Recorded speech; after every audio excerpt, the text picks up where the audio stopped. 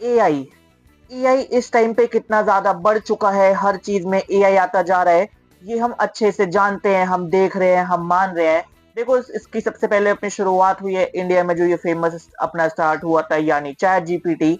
अब तुम्हारे हर एक सोशल मीडिया, इवन दो अभी जो मैं ये वीडियो तैयार कर रहा हूँ, इसका जो मैं डिस्क्रिप्शन लिखवाने वाला हूँ, वो भी मैं एआई से लिखलवाने वाला हूँ। तो एआई में हम इतना ज़्यादा घिर चुके हैं, एआई में हम इतना ज़्यादा बढ़ते चुके हैं। देखो मुझे आज भी याद है 1984 में एक मूवी आई थी टर्मिनेटर 1, जिसको मैंने अभी 2015-16 में देखा था। फिर अपनी एक आई थी रोबोट मूवी, जिसको भी मैंने 15-16 या मतलब कुछ इसी के आसपास मैंने अपनी मूवीज को देखना स्टार्ट किया था, क्योंकि तभी मैं 12-14 साल का हुआ था, जहां से मुझे मूवीज को याद रखना और इजी हो गया था।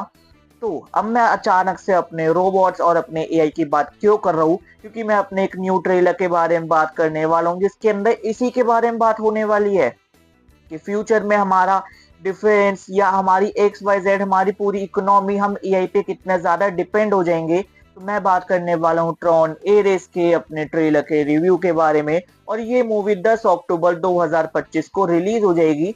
और देखो ये जो अपनी मूवी का जो जॉनरा है, ये अपना साइंस फिक्शन एआई बेस्ड होने वाला है। अगर मैं इस मूवी के डायरेक्टर के बारे में बात करूँ, तो देखो वो होने वाले अपने जैक एंड रोनिन। और अगर मैं इस मूवी की स्टार कास्ट के बारे में बात करूँ, क्योंकि ये सारे अपने हॉलीवुड वाले, तो इनके नाम याद रखना मुश्किल है। तो अपने जेरेड लेटो होने वाले हैं जो एरिस का रोल प्ले करेंगे। फिर ग्रेटा ली होने वाली है जो ईव किम का रोल प्ले करेगी। इवान पीटर्स होने वाले हैं जो अपने जूलियन डेलिंगर का रोल प्ले करेंगे। फिर इसके अंदर अपने हसन मेराज है, जोडी टर्नर स्मिथ है जो एथेरेना है।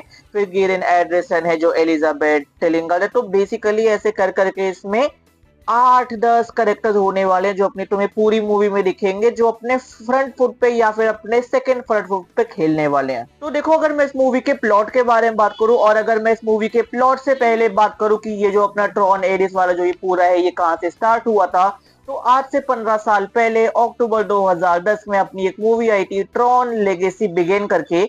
और ये उस मूवी का रिबूट होने वाली है। बेसिकली तब उन्होंने सोचा था कि हम अपना एक फ्रेंचाइजी मॉडल रखेंगे, बट फिर उसके बाद उस पर काम करने की वजह से, फिर उस चीज को मेंटेन और अपनी कंटिन्यूटी में ना लाने की वजह से, इन्होंने अपनी ये ट्रॉन एरिस निकाली है। और ये यहाँ से अपनी ट्रॉन फ्रेंचाइजी का एक रीबूट होने वाला है। और इसके बाद अगर ये देखो थोड़ी भी हिट हो जाती है, तो इसकी फ्रेंचाइजी डेफिनेटली बनने वाली है। अगर मैं इस मूवी के प्लॉट के बारे में बात करूँ, इस मूवी का प्लॉट जितना मुझे इसके ट्रेलर को देख के समझ आया है, वो कुछ ऐसा होने वाला है कि ऑलरेडी हम अपने बहुत ज्यादा एडवांस वर्ल्ड में जा चुके हैं, जहाँ पे सारी चीजें कंप्यूटर है, यहाँ पे सारी चीजें बहुत ज्यादा एडवांस है। बट अब वो कहते हैं ना कि हर चीज का प्रोन एंड कॉन बहुत ज्यादा होता है। तो अभी इस चीज का जो प्रो है वो यही है कि भाई हम बहुत ज्यादा डिफेंस में अच्छे हो चुके हैं। और यही हमारी सबसे चीज बेकार है कि हम डिफेंस में बहुत ज्यादा बेकार हो चुके, क्योंकि हमारे जो एनिमी कंट्रीज है, वो भी अपने डिफेंस और अटैक में बहुत ज्यादा अच्छे हो गए हैं। तो इस वजह से हम अपने वर्चुअल वर्ल्ड, यानी हम जिसमें रहते हैं वो एक रियल वर्ल्ड, अपना वर्चुअल वर्ल्ड यानी एआई वाला वर्ल्ड, वहां से हम लेके आते हैं अपने एआई को, जिनका हेड होता है अपना एरीज। तो वो यहाँ पे आते हैं और फिर उसके बाद ये जिस कंट्री में लाए जाते हैं, वो जो उसका भी इतना कुछ देख के समझ नहीं आया, ये उसमें आएंगे। फिर उसके स्टार्टिंग में तो अच्छे से कर रहे होंगे, अपने लड़ रहे होंगे, वहां के सारे लोग खुश होंगे, ये हम जीत रहे हैं, जीत रहे हैं, जीत रहे हैं। और जो ये अपने इसने एआई आर्मी तैयार की है, ये भी कहीं ना कहीं खुश होगी, ये पागल बन रहे हैं, बन रहे हैं, बन रहे हैं।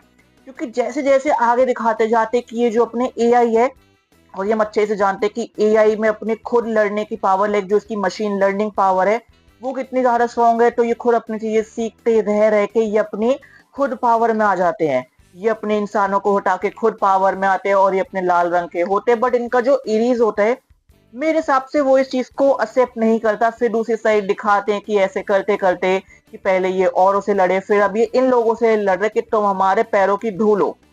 अब देखो तुम ये चीज सोच रहे होंगे कि यार ये कितने होंगे, 50, 100, 200, तुम पूरे देश से लड़ रहे हो, तो पूरा देश तुम्हें एक बार में खत्म कर देगा, इसमें क्या ही दिक्कत आएगी। याद है हम सब ने अपने रोबोट पार्ट 1 और पार्ट 2 देखी थी, जो अपना चिट्टी था। हमने उसको जितनी बार मारा है वो फिर जिंदा हुआ, क्योंकि उसने अपनी खुद की आर्मी तैयार कर ली थी।